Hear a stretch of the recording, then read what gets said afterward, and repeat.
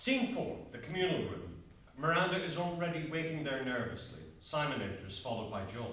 Thank God, you're real. He moves to embrace her, but she withdraws quickly. John, don't. That's not appropriate anymore. John, sorry, it's just... I'm so pleased to see you. It's been a long time. Maybe I'd better had stay. No, it's fine, really. I won't be far. Will you be okay? Yes! Simon exits. There is an uncomfortable silence.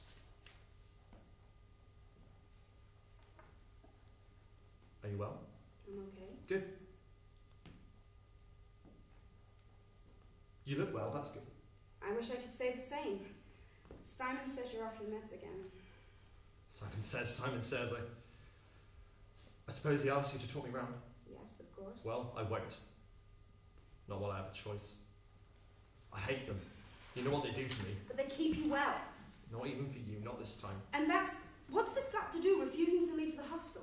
I'm not well enough. Because you won't take your meds. Fine, whatever. I said I'd try. I've tried. I don't have time to play games. I'm sorry this is hard for you, but I have to give you these. Oh. Details of the house sale and the settlement of our financial affairs. All checked over and agreed by our solicitors. The money's already in your account. Quite a decent amount. We made a good investment there. Should give you a nice base to start from when you're ready. Oh, and that's a phone. I don't know if you've got one, but I've programmed some numbers in. Old friends, work contacts. Everyone was so pleased to hear you were doing better. Is your number in? No. Oh. I'm leaving the country. Going home.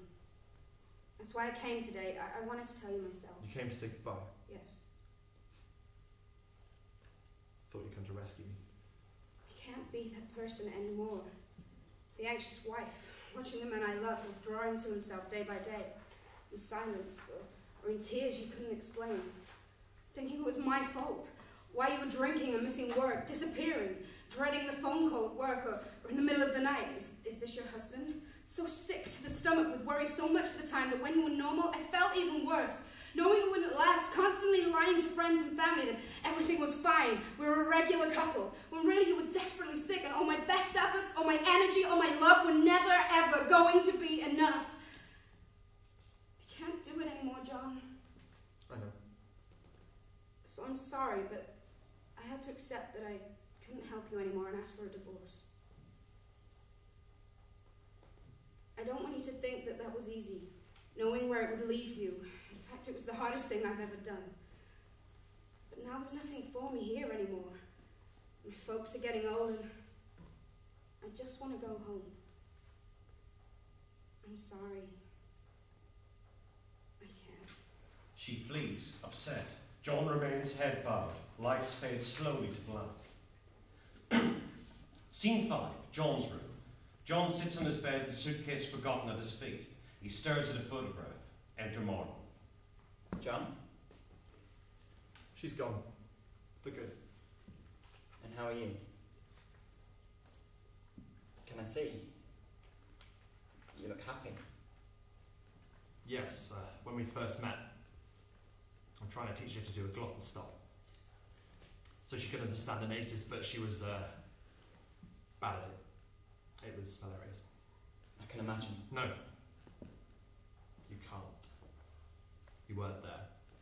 I see you've been packing. That's good. Got to go somewhere. Hospital's closing, remember? And have you decided where you want to go? Yes. Okay. Are you going to tell me? What do you care? It's your last day. You quit. Is that why you've become hostile towards me? We're all leaving today, one way or another. I need to know what you've decided because we need to make arrangements. No arrangements. I'm just leaving. Just leaving isn't an option. Either you take the bed in the hostel or we extend your section and find you a bed at another hospital. Fine. I'm leaving to go to the hostel. Bring them and tell them I'm coming.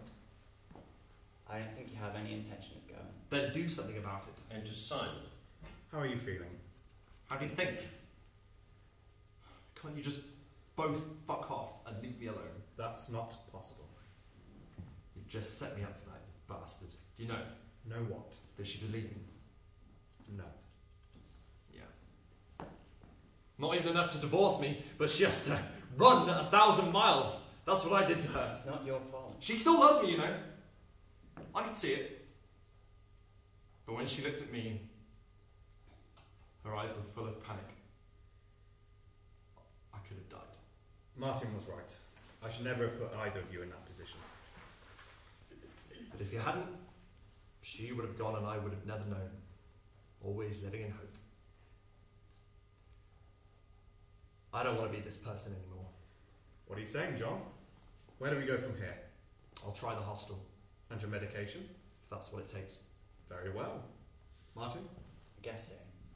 If John starts right now. Fine, Jesus, I won't miss you asking me about my meds. Good. Then do the necessary, would you? Ring the hostel and make sure the community team have an update before you leave. We'll finish up the paperwork.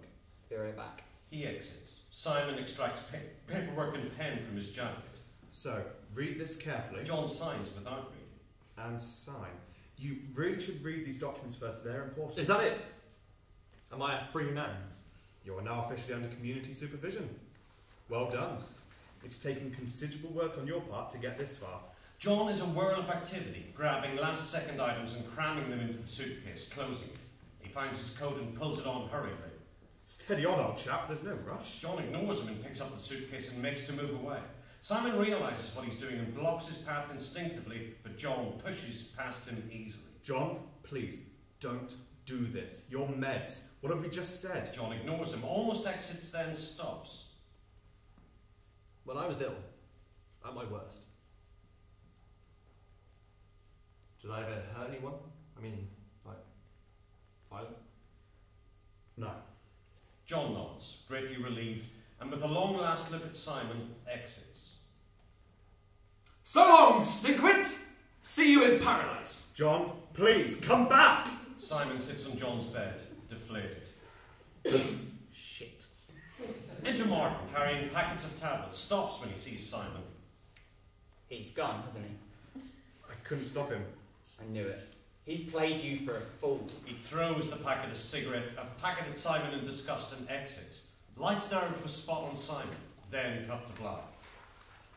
Scene 6. Outside. Evening. Noise of a busy road, traffic passing. John stands in shadow, still and silent, as though he's been there for some time.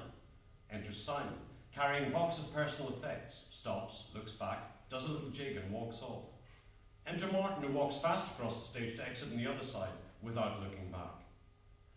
John emerges from the shadows, uncertain, takes a long look back in the same direction as the others, then straightens, salutes, before marching across the stage, but is startled by the noise of a passing siren. Stops, uncertain again, clutching the suitcase. Lights down to a spot on him, then cut to black. The end.